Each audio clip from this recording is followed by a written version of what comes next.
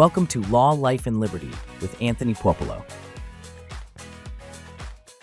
Welcome to Law, Life, and Liberty with Anthony Puopolo. Anthony is a Massachusetts attorney who helps families navigate divorce, custody disputes, and criminal charges that often overlap. With offices in Lowell and North Andover, he's represented clients across Middlesex, Essex, and Suffolk counties in both family and criminal courts. I'm Lisa Mosby, and today we're talking about what really happens when divorce and criminal charges collide. Anthony will go over how one case can affect the other and what families need to know when emotions and legal issues hit at the same time. Welcome, Anthony. Thanks, Lisa. Thanks for having me again. Yeah. How often do you see divorce cases where one spouse ends up facing criminal charges, and what kinds of situations usually lead to that overlap? Actually, it's a fairly large percentage of my family law practice. Because I specialize in both criminal and family law, I get a lot of referrals from practitioners of both areas who only practice the one area, and they refer out cases that involve both areas. So it is actually a very large chunk of my family practice. The types of situations that lead to it are unfortunately heightened emotions that can happen either before or during a divorce. Fights are often, unfortunately, inherent precursors to the filing of a divorce. And there are times, unfortunately, where people don't take the step to file the divorce soon enough. It could involve alcohol, it could involve a variety of things, but it could wind up leading to arguments that can turn violent, restraining orders, things of that nature. When the criminal allegations surface during a divorce, like a domestic assault or violating a restraining order, what's the first thing that tends to happen legally? Typically, the first thing that'll happen legally is that the person is charged and arrested. If there is a domestic violence incident, they're going to be arrested pretty much on scene. Both parties, in some cases, I've seen both parties arrested because they both hit each other and the police are just going to arrest both. Violations of a restraining order may lead to just a summons to court.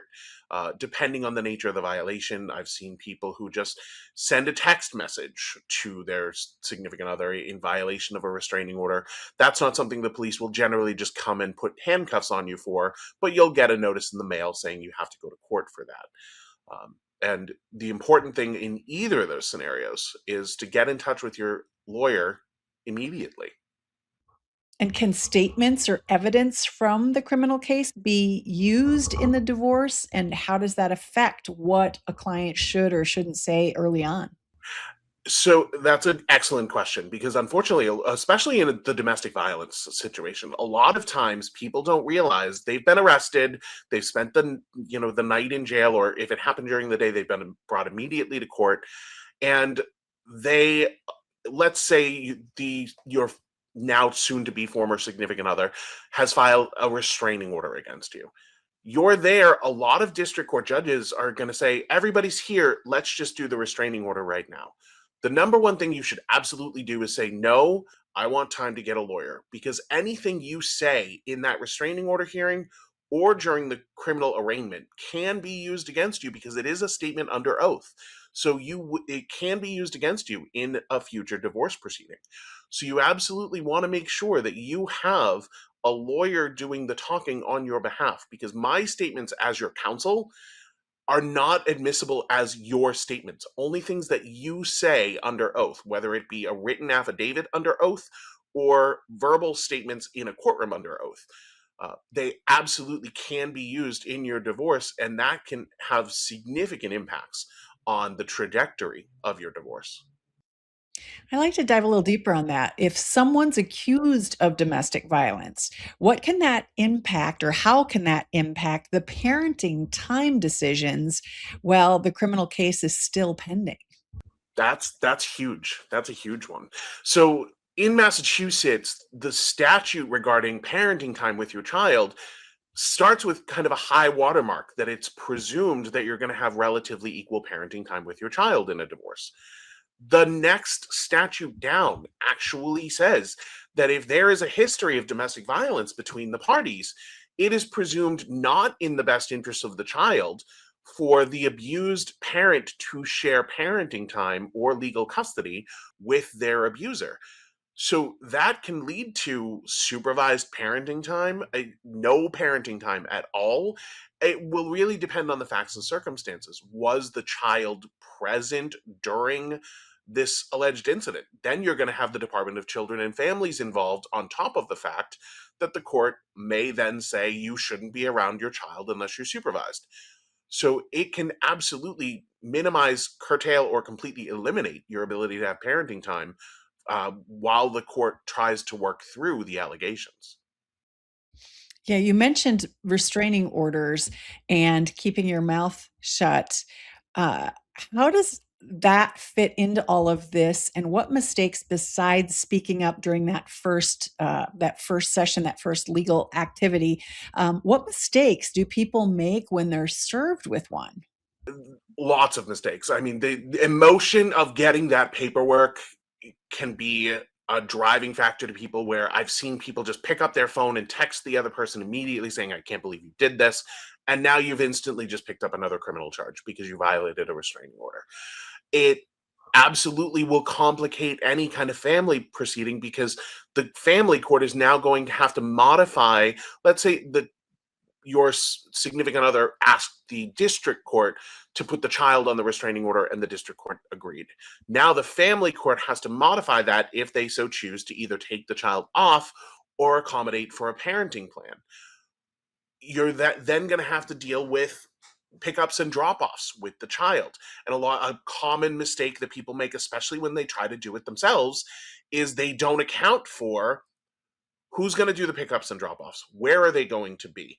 If it's going to be the two parties, should it be at a police station, which is always terrible for the child, but it's safest for you while there's potential criminal allegations going on? So there are a lot of factors that go into a restraining order when you have both a criminal proceeding and a family proceeding, that makes it incredibly important to have someone who knows the nuances to make sure that the family court order is crafted in a way that protects everybody and mitigates the potential for any kind of future violations. Then does it help or hurt to have the same lawyer handling both the family and the criminal sides, and why? In my experience, I think it helps to have a family law lawyer who does both, because you're familiar with everything. You're not trying to pass information back and forth between lawyers, or using the telephone game, for lack of a better term. I absolutely have had clients who've used me for just the criminal matters and somebody else for divorce. I've had clients who use me for both, and I've had clients who use me just for the divorce and somebody else for criminal. In my experience, and in my colleagues' experience, at least, I would say that when you have both sides of the coin, it is not only more efficient for you to have the same lawyer doing both, because your lawyers are going to be billing you. And every time I have to pick up the phone and call your other lawyer, I'm billing you and your other lawyer is billing you. And I'm going to have to do that after every proceeding to make sure that your other lawyer knows what's going on, knows what the curveballs could be on their side of the coin. So not only does it potentially cost you more money, but it also leads to the potential that there may be a miscommunication between the lawyers, which can lead to more complications. So I do think that it is in anyone's interest who has both sides of the coin in these scenarios to have one lawyer who can do both. Sure. How do you keep clients from making things worse for themselves, especially when emotions are high and communication between the spouses are getting heated? Communications are getting heated. So I try to tell my clients that at the end of the day, this is not about winning. This is about just getting through this and moving on with your life in a way that's productive, especially if you've got clients who have children who are in the mix. And just say, look, at the end of the day, eventually both of you people will be separated. You'll be divorced, you'll move on with your lives. But you're still going to need to co-parent, at least until your child is an adult. And in the majority of cases, trying to burn the ground and salt the earth is not the right solution. It's not going to set the stage for the rest of your life with this person, because they are the parent of your child, whether you currently like that or not. And trying to help them remember that at one point they loved each other enough to make a child, and try to put the past in the past and move on. That's usually how I try to get people to just remember, I have to live with this person for X number of years. I have to find a way to make that manageable for not only myself, but also for my child. And what kind of evidence or documentation becomes important in these crossover cases that people usually don't think to save or share with their lawyer? Well, in terms of any kind of domestic violence case, obviously the police reports, any kind of physical evidence, if there was, a shirt that was ripped, a weapon, things like that, that might be able to be tested, uh, things like that. If there was security camera footage, telephone logs, if we're dealing with a restraining order, don't delete your text messages. I get people all the time who are like, I wanted to move on. I didn't want to talk to this person anymore. So I just tried to wipe them out of my life and I deleted all of my texts. I can't tell you how many times I've walked into a restraining order hearing where my client didn't have the evidence to give me, and I get surprised by a text message that they conveniently forgot was very damning to them, that maybe I would have been prepared to argue against if I'd had it. So don't go deleting. I know emotions can be very overwhelming and you want to get that person out of your life, but resist that urge, because what's in those texts or those emails could be the difference between your lawyer winning or losing your restraining order. And when a new criminal charge comes up mid divorce, what steps do you take right away to protect your client's position in family court? Well, that depends. I mean, obviously, if my client is the person who's charged with the crime, we need to evaluate what the crime is. Is the child or children involved? Is the Department of Children and Families involved? Because if the children are involved in any way in these criminal proceedings, whether it's they're in a car for an OUI, whether they witness a domestic violence incident, the Department of Children and Families is going to be called and there will be an investigation.